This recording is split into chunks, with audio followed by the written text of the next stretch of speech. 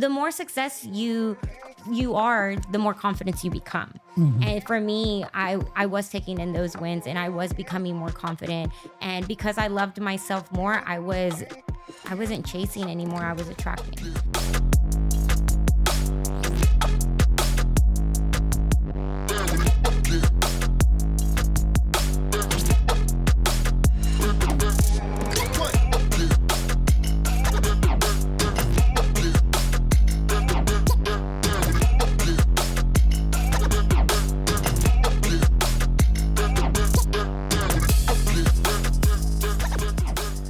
All right, Gabriela Roman, thank you for joining me in the den.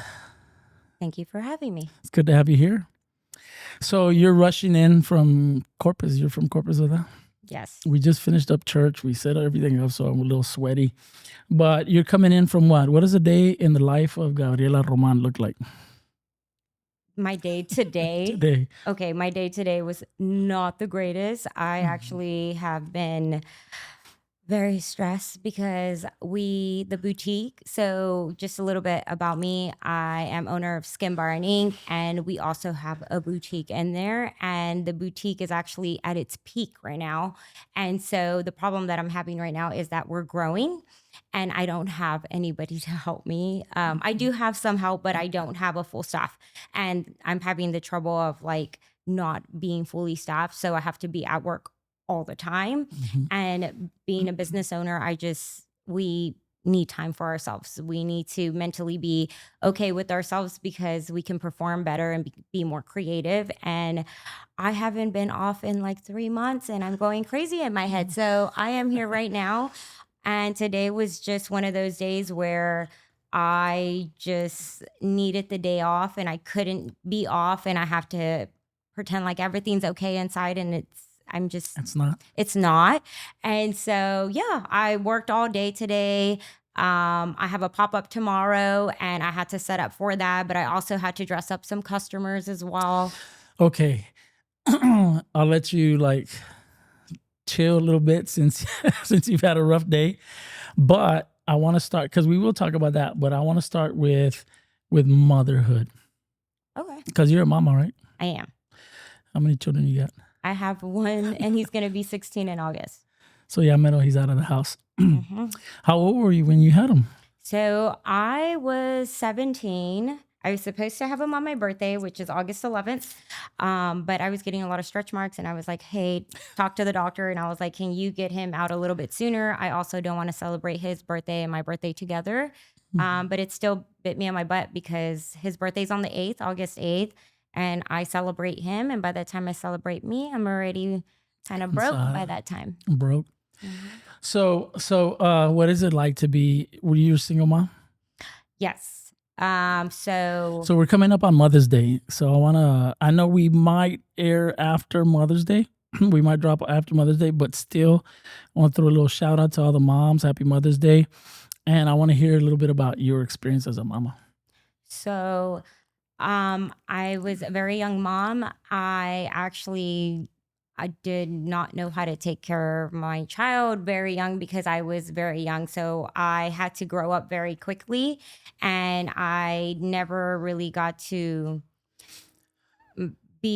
understand myself as a woman because I had to grow up and take care of a child, being a child.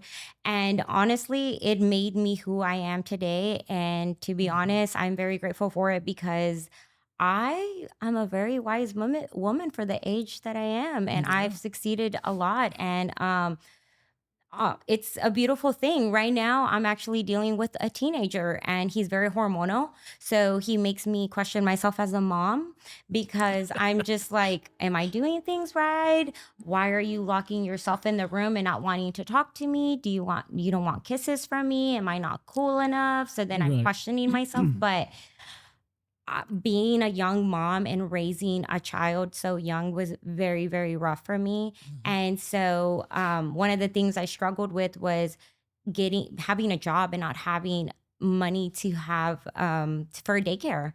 And so like I would depend on my friends, and my friends were just young like me, and they were out partying. So it was like, hey, I can't watch Jordan today because I'm hungover, and I'm like, I have to be at work at 6 o'clock in the morning and I don't have help. And my mom asked me before, like, do you want another child? And I'm like, absolutely not. Not because I don't love kids, I do, but it was very rough for me. I was always wondering, am I going to lose my job because I don't have childcare? I can't afford it. I don't have help from my side of the family because they're always working, but also I wasn't in good terms with his side of the family. So it was very rough for me as a young mom. Yeah, it's hard when young ladies get pregnant, right? Mm-hmm. And were you working at the time when you had him? So I thought I wanted to be a nurse because all my friends were nurses. So I was like, I think I want to be a nurse. So I did CNA. I went to CNA to get certified. And then I was a CNA for a year. And I absolutely was like, I do not want to be a nurse. This is not for me. And then I Why? started What did you not like about it? being a CNA. I mean, honestly, they need to be paid more because the job that they do is crazy. Like you are doing rough stuff. And for me being petite and small, having to turn over someone who is very heavy and they have no, you can't move them. They're just still. And like to move them is hard and to help them shower and stuff is just so hard. And like, for me, it was very rough. I think CNAs need to get paid more, to be honest. But you were doing that while you were being a young mom, right? Yes, or you were still going to school? I went to school and then I did CNA. I think the course was like 8 months or something like that. Then I went to phlebotomy school. And then from there, I was like, I guess I'm going to be a CNA because I want to be a nurse. And so I did CNA for a year.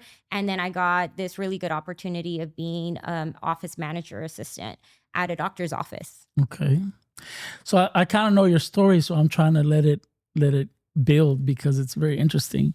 So you got a job at a doctor's office, and then what happened next? So I got a job for an office manager assistant, and in my head, I was like, "Damn, I have a badass job. You know, this is cool." But in reality, like I was doing the shitty work. I was having to, I literally, I remember when I got the job, they showed me this room. It was like this attic, basically, and it was full of boxes. And I was like, what do you want me to do here? But all those boxes were tax papers that needed to be organized, a client or a patient folders that needed to be in ABC order. And I'm just like, there's like 50 boxes in here, and you want me to look to see if they need to be in ABC order and what separate the taxes. Anyways, the job was for like a good 8 months. I finished it in like, I don't know, 5 months. And honestly, they were like, we don't know what to do with you after that. Like, we really just got you for this.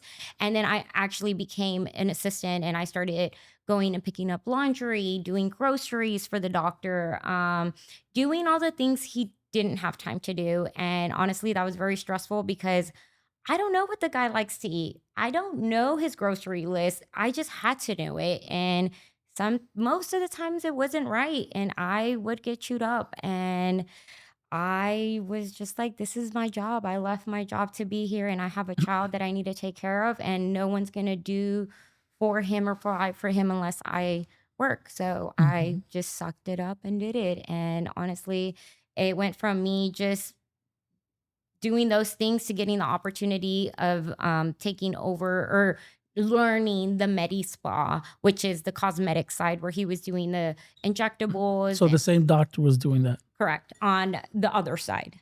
So he's internal medicine, he has his practice, and then on the other side, he had his Medi But that's not what you were hired to do. You were hired to sort mail, in essence, right? Sort boxes. I was doing the shitty work, yeah. And how did you hear about the other side? So pretty much at the time, everyone, I guess he fired everyone on that side. So it was like it wasn't operating. And so it was there. Obviously, there's money to be made. And what was that other side? It was so it was called, and I believe it's still called Renew Med Spa, and it's on Saratoga, and they do injectables, laser treatments, facials and anything that has to do with beauty, they did there. And I pretty much just was thrown on that side. And he was like, you want your job? You got to learn it. And I was like, all right, well, I'm only a 19-year-old trying to figure out how to do this job, and I don't even know where to start. So it was hard. It's actually a very long story. We have time. Okay. So yeah, I got thrown in there, and basically it was like, hey, if you can do this job, great, we'll keep you. If you can't, we don't need you. And at that time, I really needed a car. I didn't have a car, so I was saving up for a car.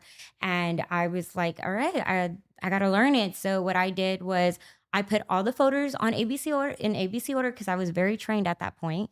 And I caught the rep. I needed to learn Botox. I had no idea what Botox was. Like, this is, I mean, a long time ago. This is when like rich women were like the ones getting Botox. And it was like you had to have money in order for you to get this treatment. Who gets Botox now? Everybody? Everybody gets Botox in now. Everyone. So it's the trend. And so. But at the time, it was just rich ladies. It was just the rich ladies. And I was just this 19-year-old that was like trying to figure it out. So what I did was I reached out to the rep, and I was like, I was honest with her. I was like, hey, I need my job. I need to get a car. I don't have a car, and I need a car, and I really need my job. Can you please help me? And she was like, yeah, girl, let me educate you. So she came in, sat down with me, educated me on Botox and what it does and the benefits from the benefits of Botox. And so yeah, from there, I had all the photos in ABC order, and I was like, all right, let me go ahead and call patients and try to get them in. And at that time, she gave me a really good deal where she was like, let me help you out to get this business going. And I'm going to do 50 units of Botox for $350. That number always sticks to my head because now that number for that amount of Botox does not exist. And so I was like, all right. So I started. You created a package. We created a package, 50 units of Botox. I got on Facebook and tried to pretend like I knew what I was doing. And then I called all the patients in the filing cabinet, and some of them would answer. Some of them would tell me not to call them back. Some of them would be like, you just hang up on me. And some of them would talk to me. And so from there, it sucked because I felt like I wasn't doing things right because I got more hangups than anything. And yeah, I was like, all right, let me test Facebook. And we put the ad out, and constantly every 2 hours, 3 hours, we were putting out 50 units of Botox for $350. And to just fast forward a little bit, it did really good. And we were getting the rich ladies in, and they were booking, and it got to the point where our schedule was really busy, and he saw potential in me, and he sat me down. And this was a year later. I got called to the office. Office manager calls me, and she's like, we need to talk to you. And I was just like, I did something wrong. Pinterest just came out. Like, I got familiar with Pinterest. I was on Pinterest. So I was like, he probably saw me on Pinterest and like, I'm in trouble. And so I went upstairs, and like, it was a very serious, like, I don't know, like vibe. Yeah, it was very serious. And I was just like, oh my God, like I did something wrong. And basically they were like, you hit numbers that we have never hit in the Medi Spa, and we want to give you a raise. We want to give you the position of being the manager, and we need you to get an assistant. And I was like, okay, your girl's doing something right. So yeah, from there. At 19. So at that time, a year later, so it was 20. Yeah, 20. We started throwing Botox parties. We had a lot of Botox parties. I just got very knowledgeable with Botox. I got very knowledgeable with the lasers and the skincare and stuff. We were using PCA. I still use PCA. I'm very thankful. So PCA is a medical skincare line, and it's more for corrective. So like if you're dealing with hyperpigmentation, acne or wrinkles, anything that has to do with texture or correcting skin, PCA is it's your jam. And so like for me, I continue to use PCA because I love them so much. But yeah, from there I just got very educated. I did it so much and I've watched him do it so much. And every time he saw a patient, it was the same thing. So I kind of just started talking like him and I just became a badass like him. So then at that point, I was just like, yeah, the business was booming for him. He was doing very, very good. We were doing really, really good. Mm-hmm. So he gave you partnership to the business? It was it could have been a talk, but things got a little off. It, it's a little crazy what happened there. I had to leave for reasons, and I started working for another doctor. I was working for Dr. Pizarro. She offered me a position, and I was working for her for like 4 months. And Doing then what? I was doing the same thing. Oh, So okay. I was doing laser work, more corrective facials. I also started getting a little bit into eyelash extensions, and then I got a really good job position offer from Hacian Metzabah. And so I was like, I have to go here because this position is just so much better for me.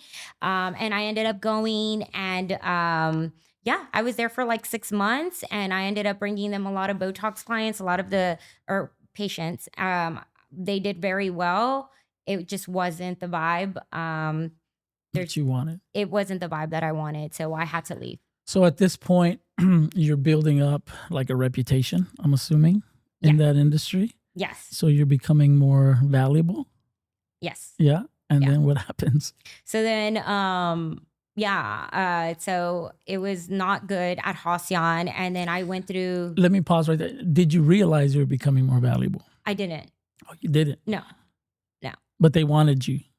Different places. Well, when you work for doctors, it's very hard.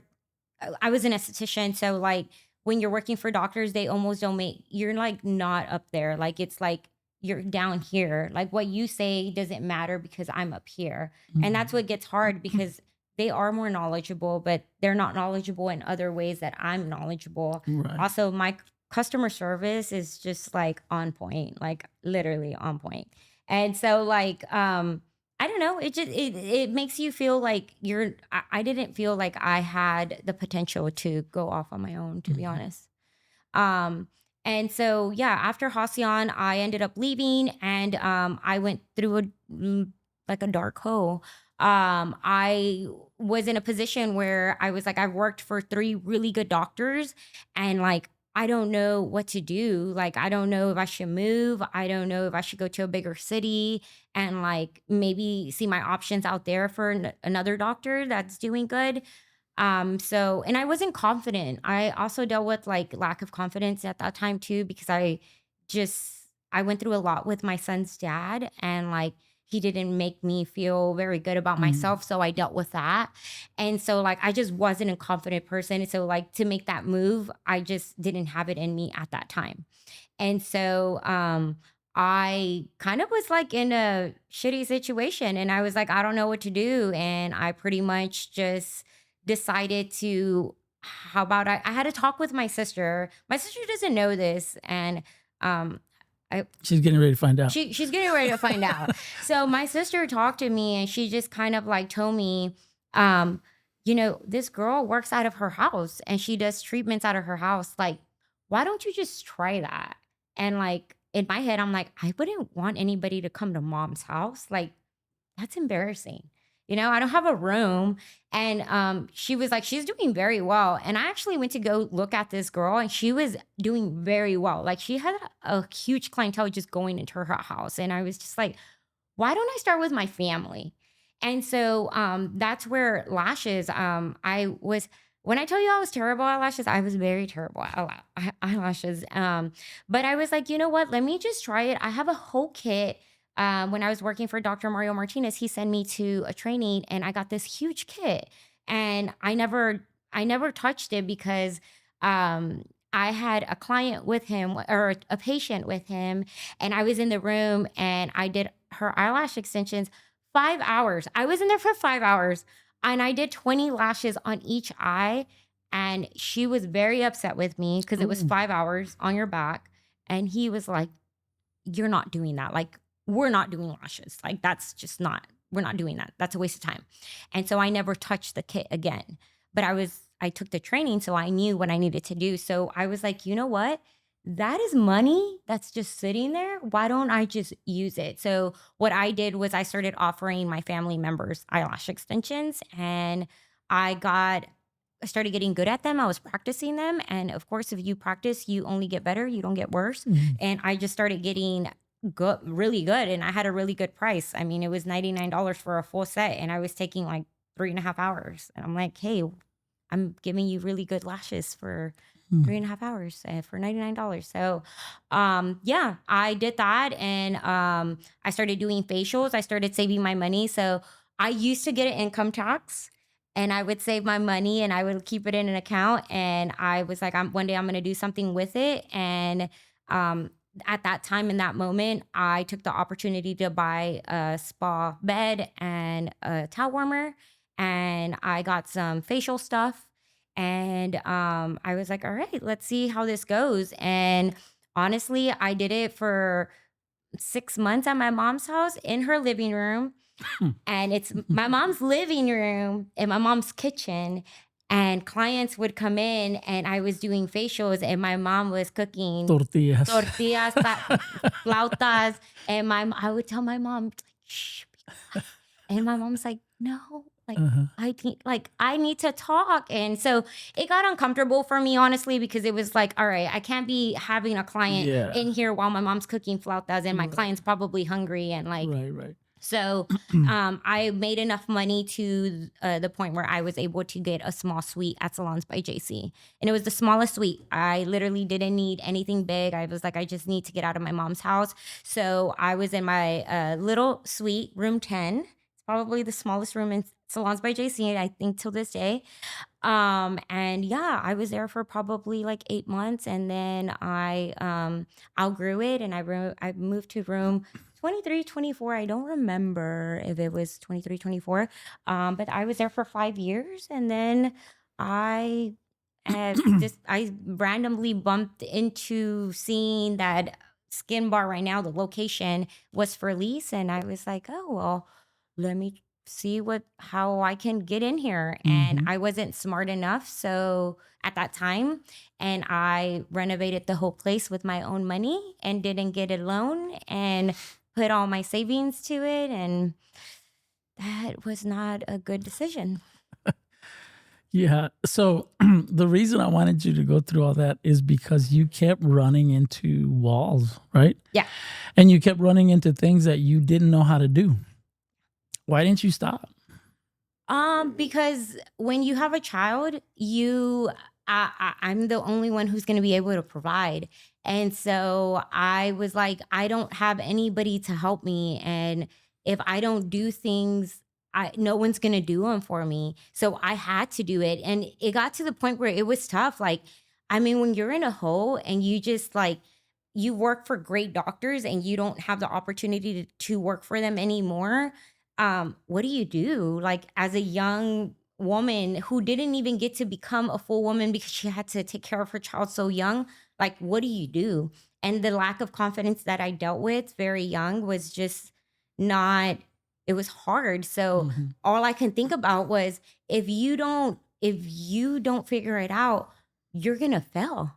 And I don't know. I just had to do it. So were there ever any times in this story that you've shared, moments where you were like, I'm done, like I don't have any options right now?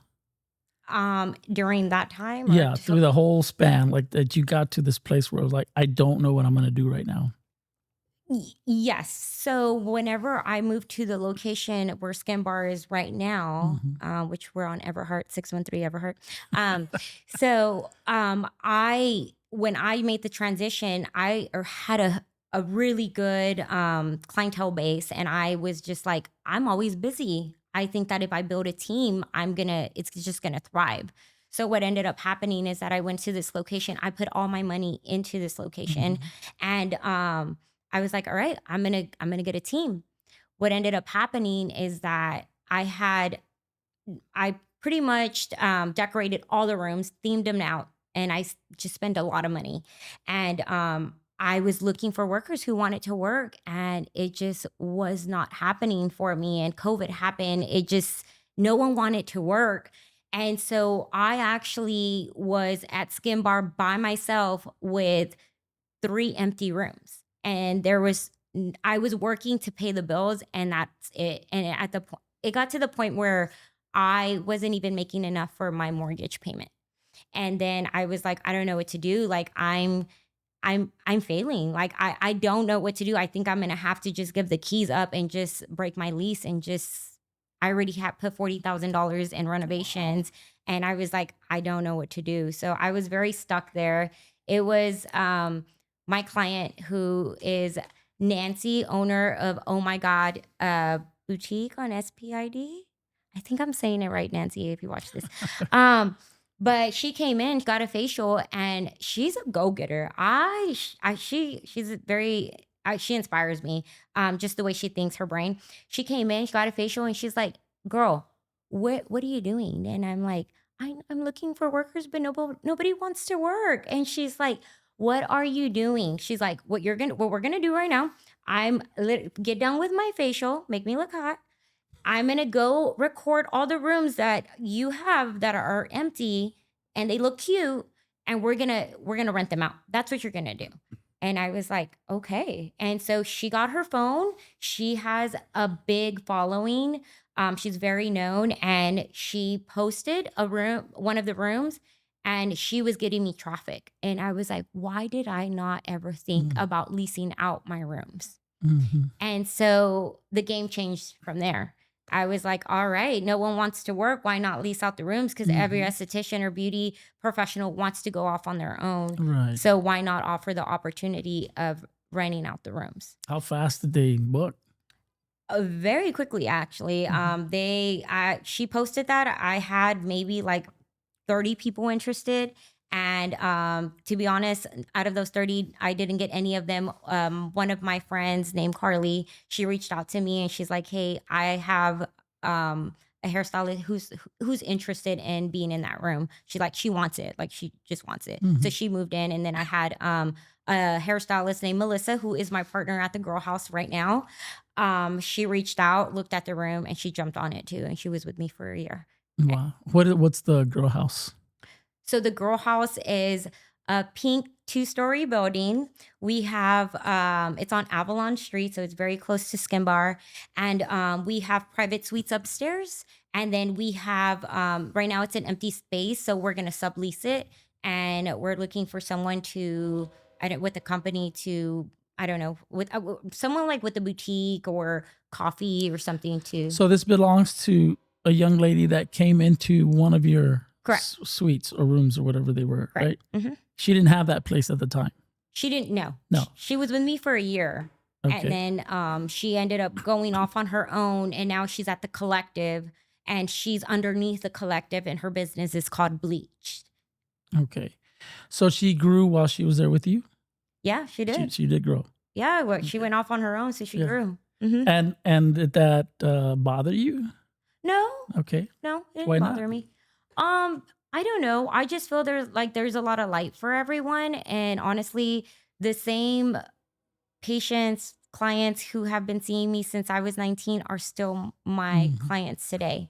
So like there's light for everyone. And honestly, I'm a big supporter for estheticians. Like I'm a part of Business Besties. I don't know if you've heard of it, but it's pretty much entrepreneurs that get together and we collab and share ideas, and we just it's a vibe of just us getting together and just sharing and talking to one another, building relationships. And I just think that there shouldn't be competition. Corpus is full of competition, which is crazy to me. People always ask me, like, because I teach my skills to other estheticians, and they're like, "You're not afraid that they're gonna take your clients or like take your people?" And I'm like, absolutely not, because everybody has their own vibe, and we're not for everyone. And I just feel like my clients who I have today are my friends, and like they come in and we just have a moment when we're there together, and I'm not afraid to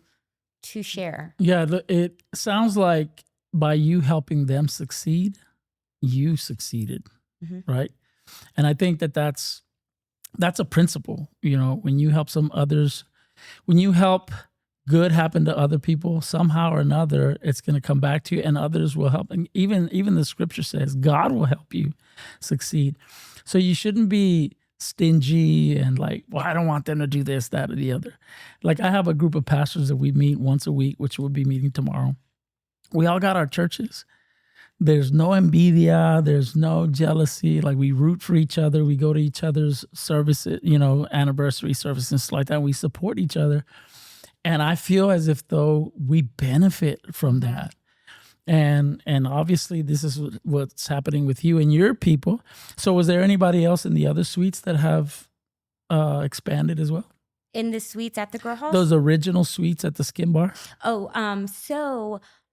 Just recently, Jenny was with me for a long time. She does, she's a hairstylist. For some reasons, she just needed to make the move to where she needed to just have a smaller space. And so she ended up leaving recently. And then it's just me right now with Joanne. Joanne actually left the Girl House and she came to Skin Bar because it made sense, because a lot of my clientele is what she is targeting. And in the moment, they're like, I want Botox right now. And it makes sense to have someone in there that does Botox injections, weight loss injections. So she offers all those things, and it's benefiting her. Her first day was like, it was great. Like she's like, oh my God, this is my first day. And like my brochures are gone. And I've had, you know, a couple of your, you know, patients come to me. So she's doing great. Yeah. Good, good. So you said you're part of like a little entrepreneur I am. group. That's awesome, because you just got recognized. Well, I saw you post, I think it was last year, that you got recognized as the best #1 small business owned or That woman was owned. yesterday. That happened yesterday. Yes. That was That was not a memory from last no, year. that happened last night. Yesterday. Oh, okay. Well, congratulations. Thank you. Mhm. And you were saying that you have to pause and kind of take it in sometimes, the successes that you are achieving. Yeah. Right? You hadn't recognized that yet? Well, so I didn't even know that I had got nominated. What was the award? Because I probably It's butchered it. a woman-owned small business of the year. Hmm. And I had absolutely no idea. My advisor at Del Mar, Teresa, which she's absolutely great, she reached out and she's like, girl, hey, we need to see, are you going to be there? Because you're going to get an award, and we want to, is your family going to come support? Like, you need to be there. And I was like, oh my God, I had no idea that I even got this award. And to be completely honest, I have been dealing with the Girl House, and I have been dealing with the growth of the boutique. I have been very overwhelmed. So yesterday I was seeing back-to-back clients, had a customer come in. She wanted me to dress her up. I was already running 15 minutes late to the to Del Mar. And so I showed up late, and I was just like overwhelmed. And I know that I have some things at the Girl House that I needed to also focus on. So I was there not taking in the moment. And so when they called me up, I walked up and I was like, all right. But in the moment of walking up, I had no feeling. Like it was this other part of my brain's like, you need to call your partner from the Girl House and figure out the Girl House. And it's sad. It really is, because as a business owner, there's so many success that's happening, and you don't realize the small things that are happening because you're already thinking about what's wrong, what's next, and all that. And that's sad. It's really sad, because I don't know, in the morning I woke up, and obviously I told you that I'm not in. Yeah. And so I woke up in the morning and I was like, this is awful. Like like I got nominated for something beautiful, and had no feeling for it, and I didn't take it in, and that's awful. Like I just felt I feel like shit, to be honest. I was just like, you're always focused on what you need to do, what needs to be fixed, what's the next step, but never take in what's going on in your success. And you're living in what you've been praying for. You're living in it, and you don't even realize that you're living in it right now because you're so busy focusing on other things and how you Yeah. can get better. Well, to be fair, I think part of the reason that you've accomplished what you've accomplished is because you do have that mindset. The no letdown, no stopping. You know what I mean? You don't take time to smell the roses or whatever. But you're confronted with that. And now you have to, okay, how can I do both? How can I hustle in this career or in my life, but still find a way to appreciate those moments? Because I think when you are able to pause and celebrate those victories, it gives you like a propulsion. I don't know if I'm saying it right. A catapult, right, to the next thing. Yeah. Right. I think, there's a scripture in the Bible where God is talking to the Israelites when they've reached and they've accomplished a mountain. He said, you've dwelt on that mountain long enough. It's time for you to come back down and go get other mountains. So God does want us to move from victory to victory to victory, right? But we do at times we got to be up there in the mountain and just kind of take in the breath and say, wow, look where I'm at. All right, let's go. Right. Yeah. So what have you determined because of that? What are you going to do to change that? Or are you not going to do anything? Well, I'm in the process of figuring that out. Today I had an interview and I need a part-time. I realized that I need a part-time. And so I'm hoping that that's going to help. One of the problems that I am dealing with is not finding someone who can help me grow my business. No one's going to focus on growing your business just like as much. You. Yeah. So my dad used to say, el que tiene tienda, que la tienda. You know Spanish, right? Mm-hmm. So nobody's going to do it as good as you, but you do have to learn to delegate or else you'll always be stuck. Yeah. Having to do it. You know what I mean? Yep. And you've already mentioned that you're okay with training other people to do it. You're not afraid to teach secrets and that kind of stuff. So what would you say is the holdup there? Finding someone who wants to learn. And is that tough to find? Yeah, it is. It's very tough to find because people want to be a badass, but they're not putting in the work. And it's like, I'm willing to show you if you get me and sit me down and tell me, I want to learn this, but you have to take the initiative to grab me because I'm so busy and tell me, hey, teach me this, please. Like, teach me this because I want to grow. How doable do you believe that is for somebody to reach like achievements like what you did? How doable is it for people? I mean, is it beyond their reach or is it doable? I mean, it's tough. I sometimes wonder, like, how the hell am I doing it? I don't even understand how I'm doing it. But you did it. But I did it. And now you're trying to find somebody to kind of like help you, and you can't find nobody. And I can't find anyone. Does that make you appreciate what you've done more? Like, dang, I did something impressive. No, why not? I don't know. I just feel like I'm just focused on like, I don't take, that's where it sucks is that I should feel that way, but I don't because I'm busy figuring out how to be better, how to create the perfect, or not the perfect team because nothing's perfect, but the right team to make me grow. Because honestly, I'm in a train where I am going to grow and I'm going to be very successful. I just need the right people with me to help me grow, and we will all be successful. It's just I'm not there yet, and that's where I'm at right now. Do you find that it's an area problem? Like, do you think it's? I feel like it's a lot of it has to do with competition, and also a lot of it does have to do with like there are young girls who are estheticians who want to grow and do good, but they're not just there yet. And what I need is someone already experienced to keep up where I'm at.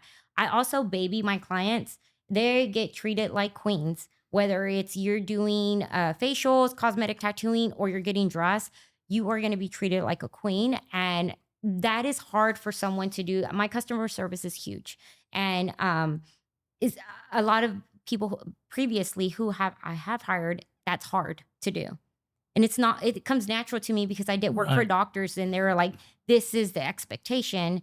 And it's just like, you're doing too much. There's some stuff that you cannot teach. It's just like instinctive, right? Yeah. Like I know what to do. I just can't teach you to do it.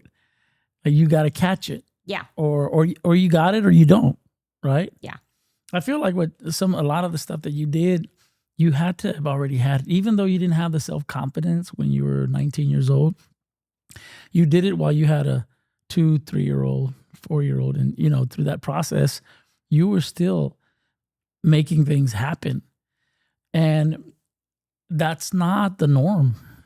You don't see it that often. I mean, yes, there are mothers that are out there busting their butts and making it happen, but it's not the norm. I don't think so. Not in our area, especially. I think people are given the opportunity to not have to. Yeah. To just give up or to depend on other resources, government or whatever. But you had options to depend on government, didn't you? Yeah, I did. What happened? No, and I actually took advantage of it. At some point when I was working for Dr. Martinez, I was able to get help with childcare. And so I think I was paying $100, which was like great. And they were paying the rest. So I took advantage of that. I think at some point for like a year, I got food stamps. Oh, that was amazing. Yeah. But it didn't last long because I didn't keep up with it. And I was making great money with the doctors. So at some point, it was like, you're making too much. We can't give you this anymore. At some point, I just didn't keep up with it. Oh, okay. I think it's not that. Because I think there's some people that's like, well, I'm not going to do that because then I'll lose benefits and stuff like that. No. It was more, I just didn't. I was so busy trying to build his business that I didn't have time. It was very high demand that I needed to be there to make his business grow, that I didn't have time to be able to get those benefits. So it helped you. It was beneficial to you, but you didn't become dependent on it. I didn't. Yeah. Now, there's a lot of people that become dependent on it. Yeah. And then like, if you don't get it, like your world falls apart. And that's sad. I mean, I don't think it's on them, but you didn't see that as an option. Like, I'm not going to get hooked on this, because it's not that much that they give you, is it? They just didn't. To know. I mean, they gave me, I think I got like $500 worth of food stamps. That was good. I mean, that was good. But make a living off of that. Yeah. I was like, damn, should I sell $250 off of it? But yeah, that was good. That was the business mindset, right? Entrepreneurial. You consider yourself an entrepreneur? Yeah. Yeah. So you got a boutique now, right? I do. And it's called Skin OOTD. A lot of people are like, what is OOTD? Outfit of the day. I knew that. Yeah. Yeah. So how's that going? It's at its peak right now. So it's doing really good. It's actually growing. So it's about to be 9 months since I've started the boutique, and it just makes sense. Women are getting their skin done. They're getting their eyebrows done, lips done, and then they're walking out with that outfit, or I'm dressing them up and they're just like, oh my God, like this is amazing. I do deal with a lot of women that are older. So it's really nice that a lot of women lack confidence. And it's really sad because we're all beautiful in our own unique way. So it's really nice to remind someone to just, hey, take care of you and look sexy. Let's put on the shirt. Let's put on the skirt that you would never wear, and let's see how it looks. And almost I would say like 87% of the time, they're like, oh my God. And you can just see it in their body language that they're just like, I look good. And I'm like, yes, girl. Like, what, you just need someone to help you. And the fact that I'm able to not only do your skin, do your lashes, do your eyebrows, but you can walk out feeling and looking sexy because I'm dressing you up. So it's therapeutic. It's very therapeutic. Yeah. Why do you think that a lot of women lack confidence? I think because this is probably going off subject a little bit, but I had 7 years of me, and those 7 years of being single and dating, but not in a relationship, I got to focus on my confidence and regaining my confidence. And I think a lot of people, most people, men and women, I feel like they need someone, but you don't need someone. If you're okay with yourself, you almost become a dangerous person. Dangerous in a way that I don't I don't need you. I want you. So if you mess up, I'm going to be sad. Yes, but you're not going to stop me from continuing because I love myself more than I love the situation right here where that Mhm. I'm in right now. So I think that speaking for women and men, I think that they lack confidence because they don't have time for themselves. They How don't did work you on gain themselves. that confidence? I just took time. I dated. I started taking myself on dates. I got dressed up. I would look at myself in the mirror and remind myself, like, you are gorgeous. You are a beautiful woman. You are doing. That's when, during that time, that's when I did take in my wins.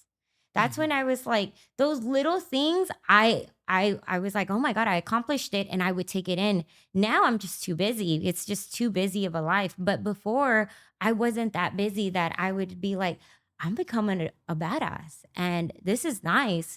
And your confidence just, the more success you are, the more confidence you become. Mhm. And for me, I was taking in those wins and I was becoming more confident. And because I loved myself more, I wasn't chasing anymore. I was attracting. Mhm. And so, like, for me, I just feel like a lot of people lack that. I feel like a lot of people want to feel loved by someone because they don't fully love themselves. And I know it sucks. Honestly, yeah, I would much rather have gone to the movies with a guy than by Mhm. myself.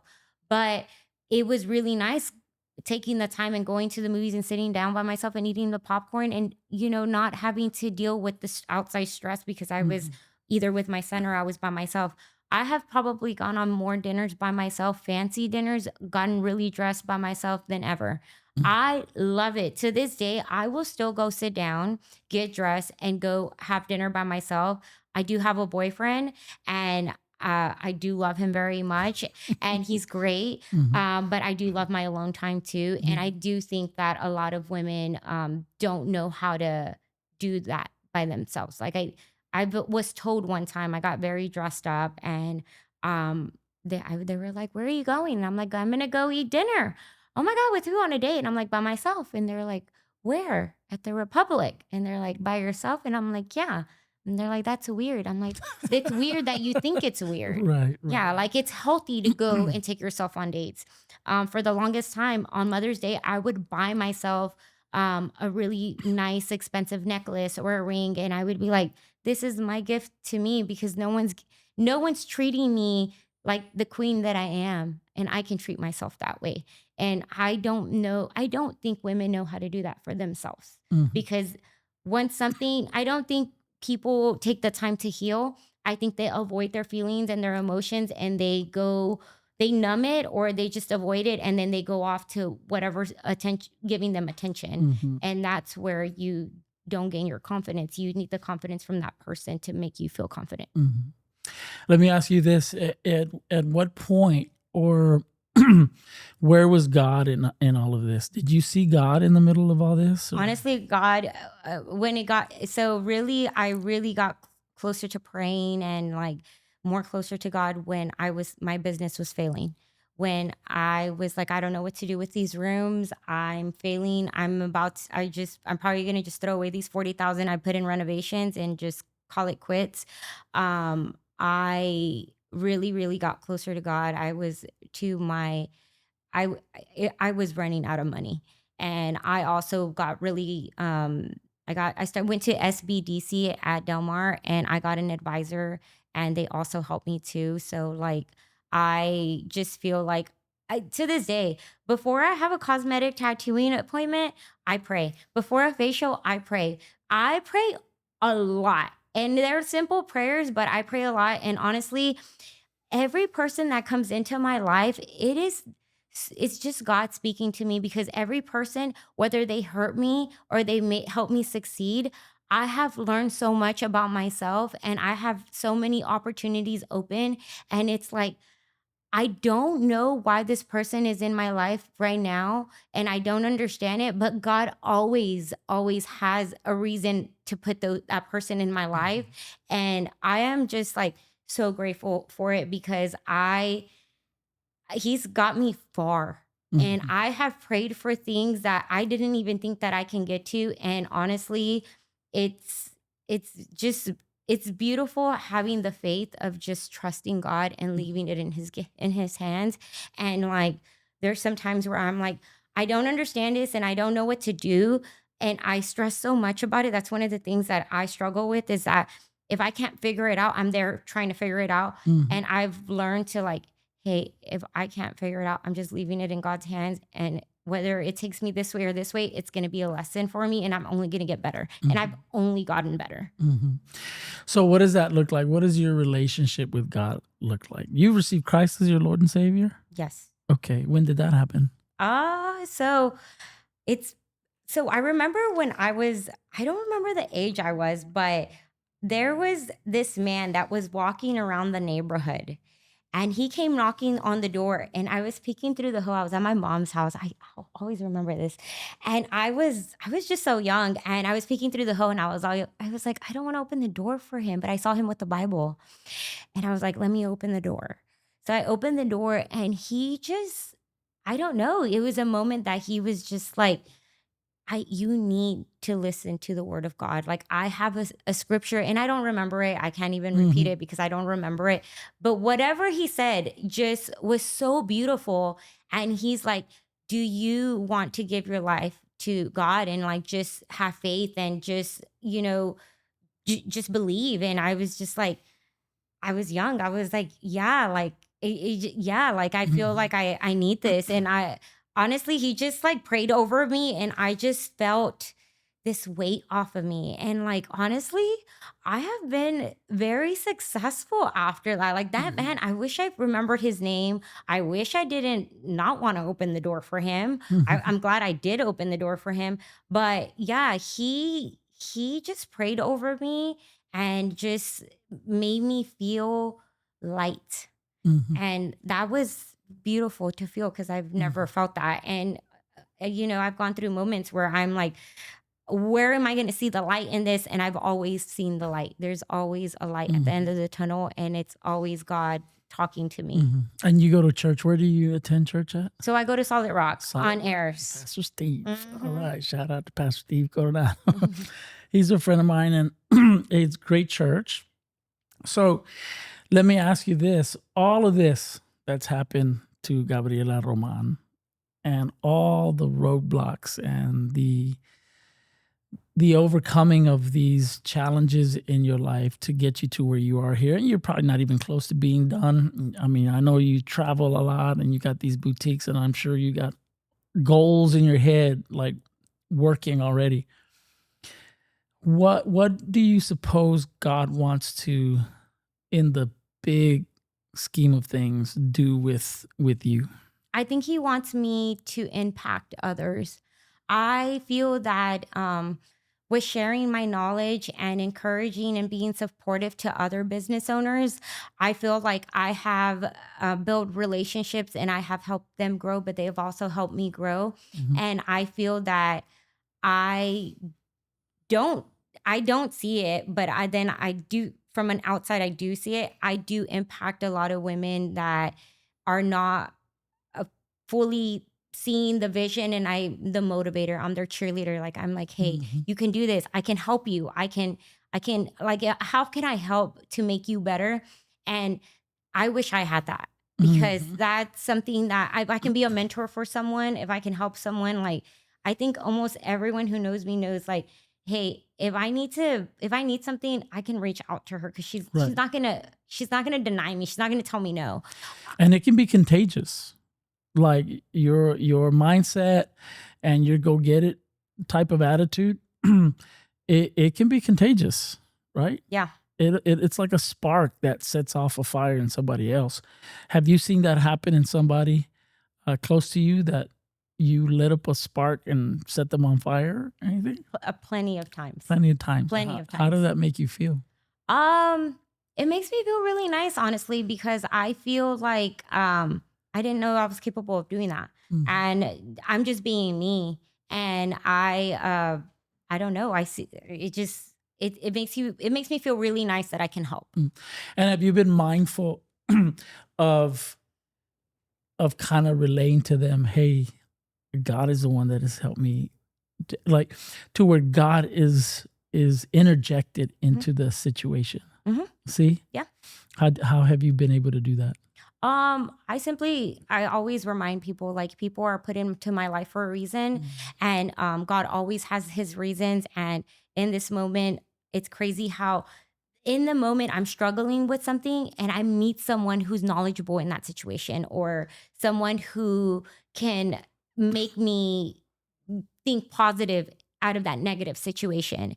And I'm like, that there goes God again. There goes God, like, leading me to where, like, I to stay focused and keep that faith. So I feel like every person I do meet is God speaking to me. That's good.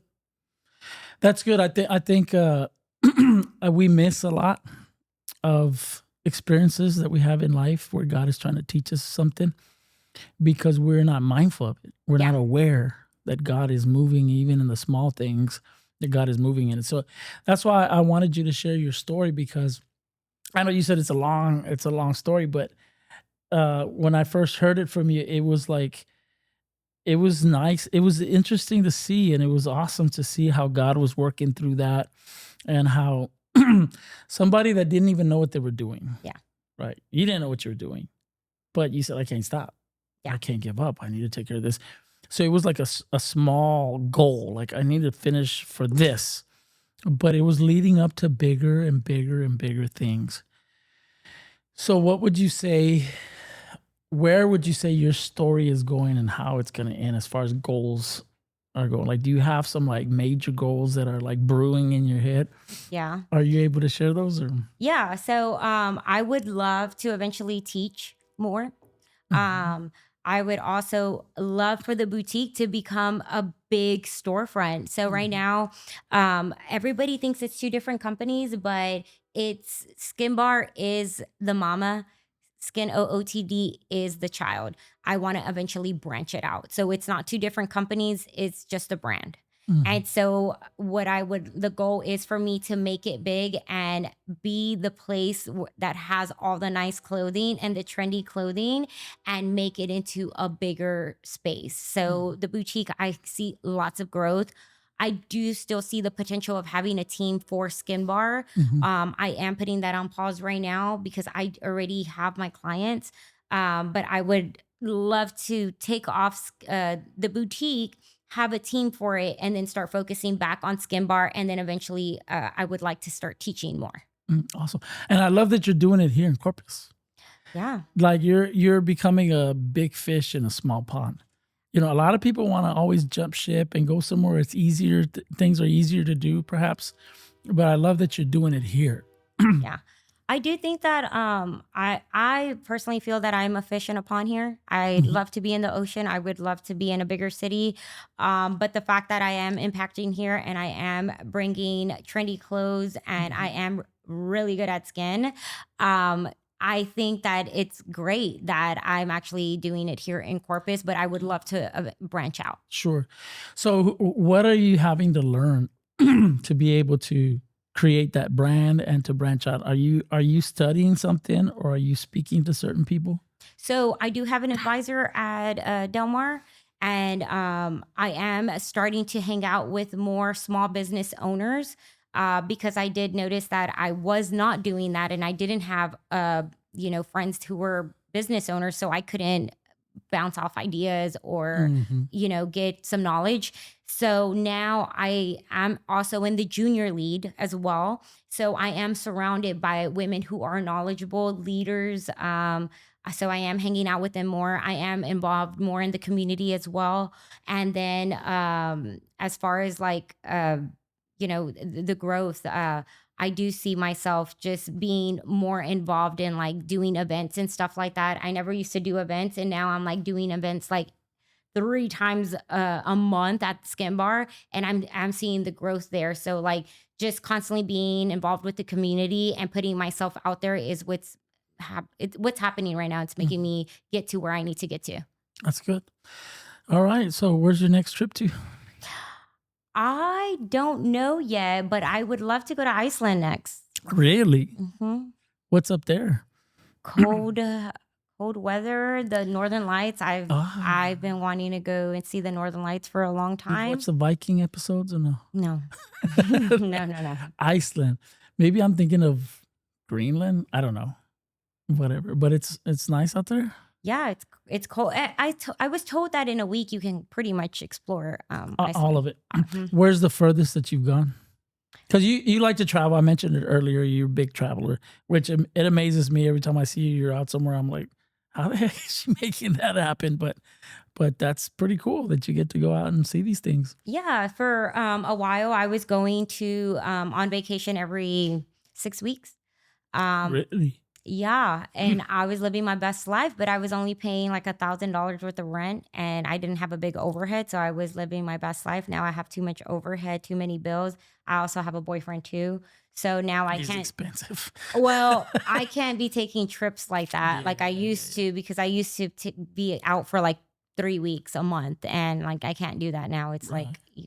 like you grow up now. Yeah. But yeah, I don't know where my next trip is.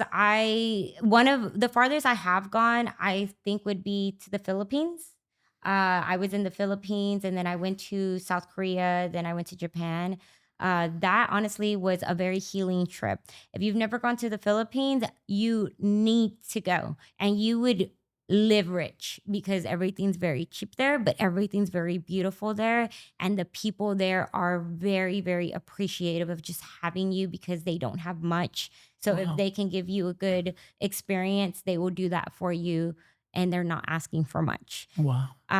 Philippines for me was a very, very beautiful experience. The people I was with too was just the perfect group. And yeah, and then the other big trip that I took was to Mallorca. I went to Mallorca, and then I went to Ibiza. Ibiza was in my vibe. I'm not a party girl like that anymore, but Mallorca was beautiful. Absolutely. Where's gorgeous. Mallorca at? In Spain. Oh, okay. Yeah. So yeah, I'm Philippines is my first. Like, So that's surprising because usually like islands like that, Hawaii and the Bahamas and stuff, they're really expensive. yeah. But not the Philippines. Not the Philippines. I mean, my best friend lives in Hawaii, and I've gone to visit her 3-4 times already. And like, I went to the grocery store and I was looking at the strawberries, and I'm like, how the hell are these strawberries $7? Like, this is crazy. It's very expensive in Hawaii. Yeah. Well, awesome. Well, I look forward to seeing your next adventures on social media. Thanks. But Gabriela Roman, thank you for joining me in the den. Thank you for having me. It's been a pleasure. Happy Mother's Day. Thank you. And happy Mother's Day to all the women out there, all the mamas. And I hope to get inspired by listening to your story. Some young mothers out there that are, making things happen. A final message to the moms, and promote your places real quick. Skin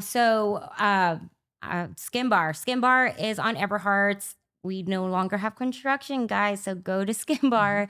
It's 613 Everhart. We do cosmetic tattooing, corrective facials. We do eyelash extensions, although I no longer see new clients for eyelash extensions anymore.